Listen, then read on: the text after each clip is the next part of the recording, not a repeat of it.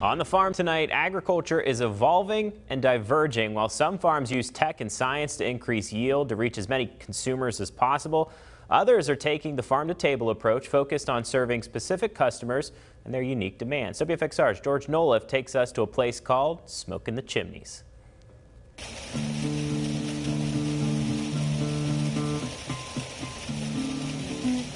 The farm is called Smoking Chimneys. It's located just outside of Newcastle, and it's a place that specializes in farm-to-table harvest.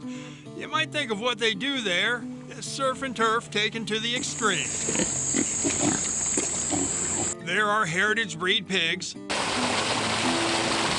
and there are trout raised in water from a natural spring. So this is our trout hatchery here. This place was built by the federal government in the 1930s. We're raising fish like they did almost 100 years ago. The hatchery operation is spring-fed. The system runs on gravity, no pumps, no electricity. And this bottle will fill up.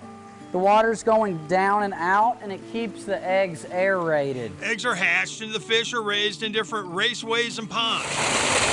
Along the way, they eat insects and worms, and their diet is supplemented with natural feed. So this is one of our earth ponds here that we grow out the fish in. These fish are about a year old. We'll harvest these fish in about a month or two, and when we do that, we'll move these fish from this earth pond over into the concrete raceway to be harvested. Smoking Chimneys trout customers vary from folks at farmers markets to restaurants and grocery stores. So we're really trying to put an emphasis on local inland seafood, and our aquaculture trout here, I think, is the best option for that. And then there are the pigs. So this is our pastured pork program. We rotate the pigs through the different woods paddocks. The pigs, all heritage breeds, are allowed to range freely, feeding on grass, acorns, berries, insects, and whatever else they can find.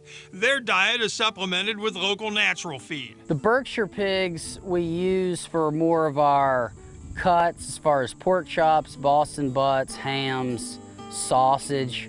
The mule foot is more of our focus on our cured meats, different charcuterie, prosciutto, salami. To do what Smoking Chimneys does involves flexibility. Farming's still the thing, but it requires a customer-level focus. The farming's great, and that's like the first step, but the next step is the food, because the fish is just a fish in a pond unless someone wants to eat it.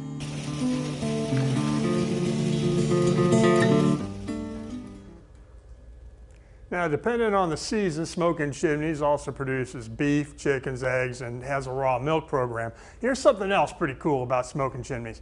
They work with a chef to host tastings and dinners at their farm and hatchery locations that feature the livestock and fish that they raise, as well as produce, honey, and maple syrup from around the area. All right, George, we know these trends can kind of come and go. Is farm and table here to stay for us? Drew, the latest farm research says it is. A lot of folks want to know where their food's coming from and how it's grown. Farm to Table does that. And the quality is generally pretty high. I cooked one of the Smoking Chimneys rainbow trout. It was exceptional. Yeah. As good as almost anything I've caught out of a local stream. Farm to Table also provides opportunities for agritourism, which those farm dinners are proof of. And that's a growth area for some of these farms. All right, George, thank you very much.